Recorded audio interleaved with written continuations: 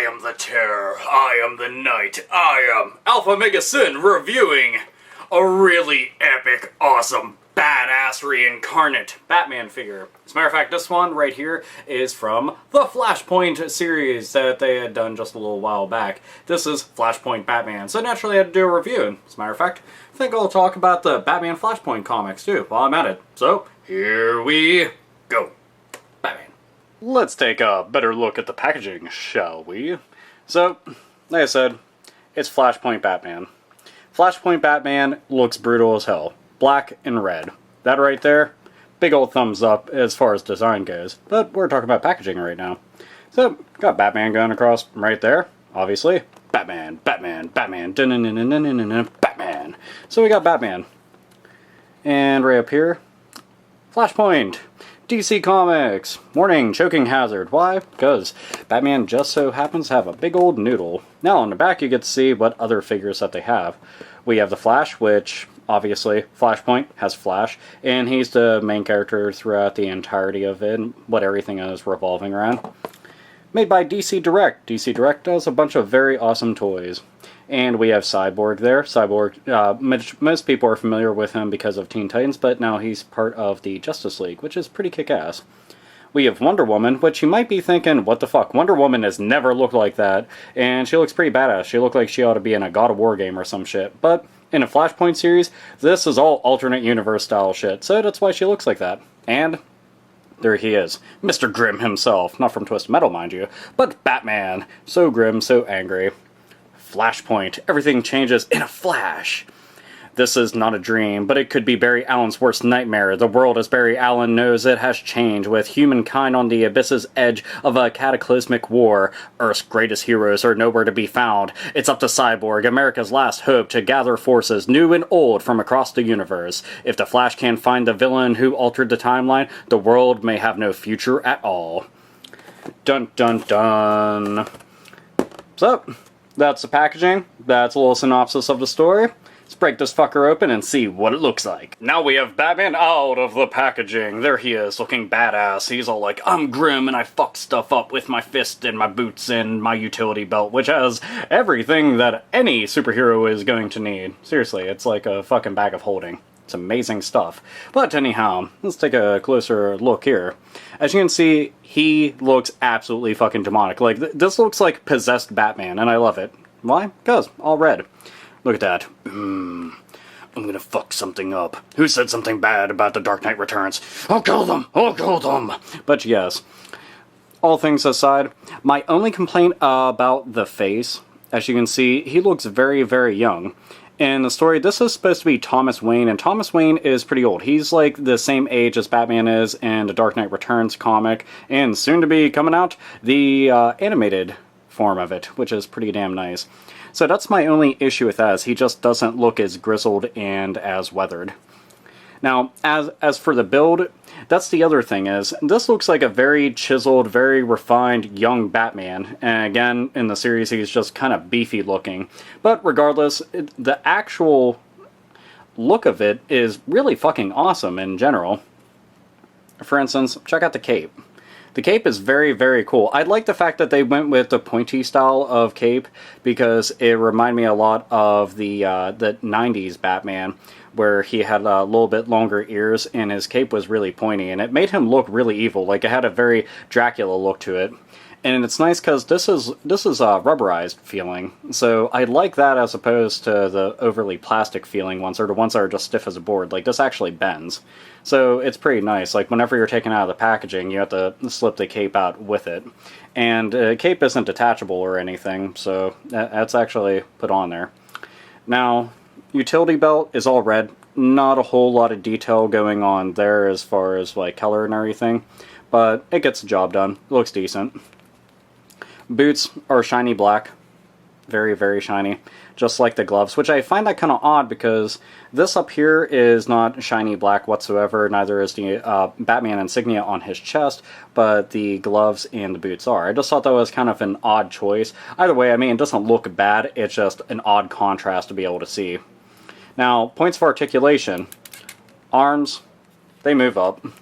So this right here looks like, well, he could potentially be air guitaring. So there we go. Let's turn his wrist and he's like,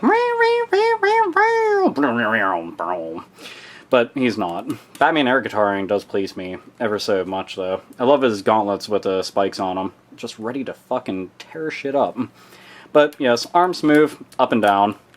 As you can see right there, it will go and move at the elbow. Doesn't move a whole heck of a lot, as you can see right there. And then that's it. So it goes straight and then just turns a little bit. So there isn't a whole lot. Luckily, turns up the wrist. Can't give a bat finger or anything. Though in a way it kind of looked like he was. He's just like, hey, Commissioner Gordon, fuck you. Fuck you, always call me goddamn bat signal. So, got that. His head. He can turn. He can look over there. He can look over there. Can he look down? No, not really. His head can move just a little bit, and I don't think it's actually meant to move up and down, so just gonna have to deal with that. His legs move out, so we can go and... There you go, Batman. Sit uncomfortably on your cape. Yeah, Batman's not much of a sitter. Let's try it that way. Can you sit, Batman? No? No? Oh, there you go. You look drunk. You look drunk. I think you've had one too many. I'll tell you when I've had one too many. The knees. Ah, yes, the knees. The knees do bend. And he kind of has his legs crossed whenever he's in a sitting position. Looks very comfortable. Interesting. So, let's go back to this. Standing. That seems like a much better option, right?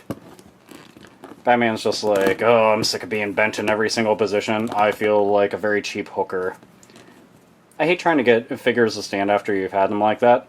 Luckily, though, there's a stand that comes with it. Batman, quit falling down. Jeez Louise.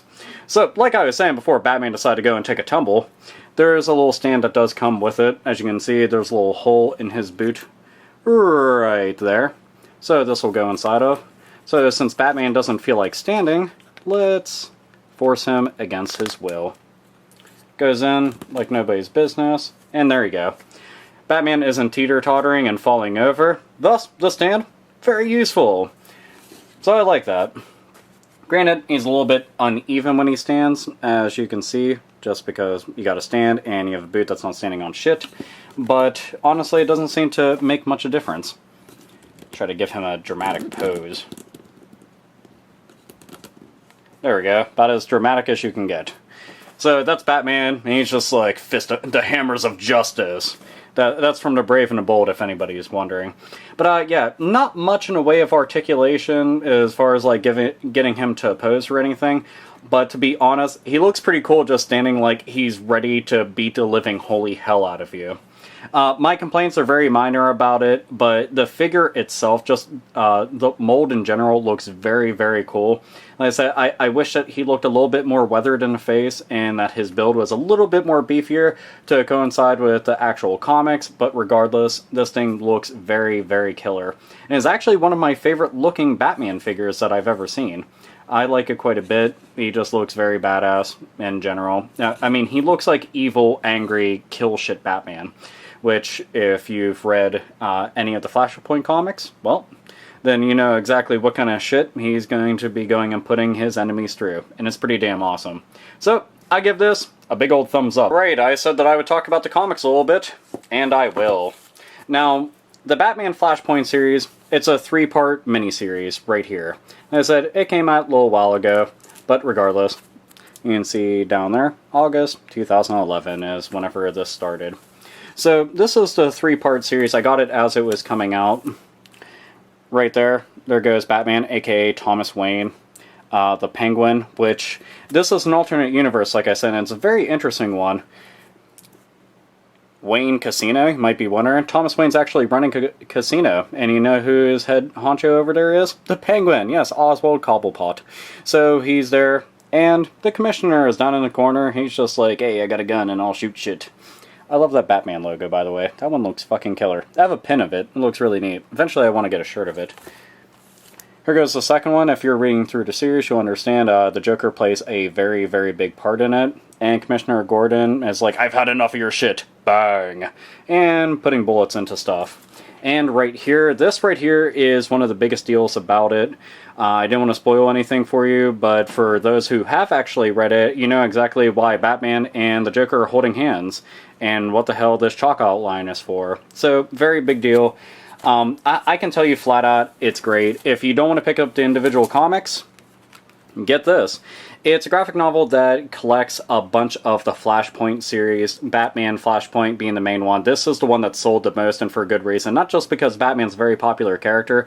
This story is just amazing. I would say the second best story out of the bunch is the one with Aquaman and Wonder Woman. They tear everything apart, though that one isn't actually included in this. But you have Batman Flashpoint, which is the very main arc of this. And it goes through that and goes into Deadman and Nightwing, which that story is not too bad. I actually liked it. I picked it up as it was coming out as well. And a lot of the characters throughout the DC universe are popping up in each other's stories, which is pretty neat. So I like that quite a bit. It makes me really happy whenever they do the whole alternate universe thing. This one right here stars Deathstroke the Terminator. And Deathstroke, I love Deathstroke a lot. He's just a very badass character. As a matter of fact, little known fact is Deadpool's actually a mock version of Deathstroke. Because whenever DC did Lobo, making fun of Wolverine and a couple other characters, they had made Deadpool in response. So it's kind of neat to see how that's come about. But you get a lot of bang for your buck out of this little compilation of stuff. I like it a whole bunch. Right there on the back, you can see $17.99. Really good stuff, because, I mean, just that's a gargantuan book. It has so many stories in it, but the Batman story, definitely worth it.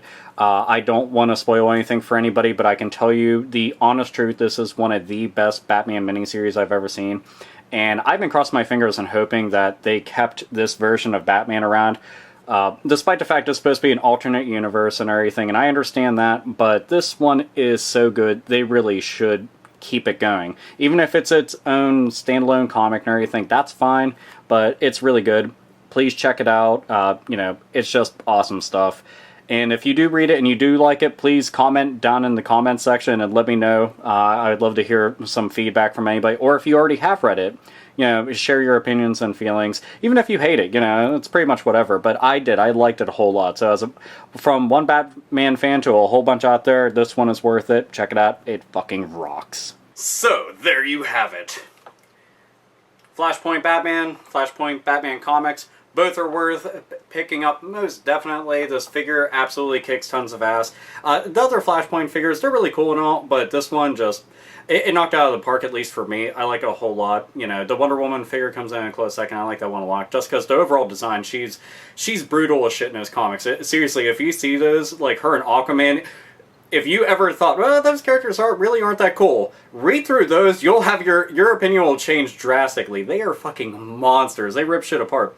In this book here, it's a very good compilation. If you plan on jumping into the Flashpoint series and you're wondering what's going on, this is one of two that they have. Well, actually one of three. You know, because they have the main Flashpoint series, and they have all the mini story arcs, including, you know, Batman and Aquaman, Wonder Woman, Deathstroke, Superman, blah blah blah, shit like that. So, awesome, awesome. Hope you enjoyed it. And, as always, comic book fans, read comics or die!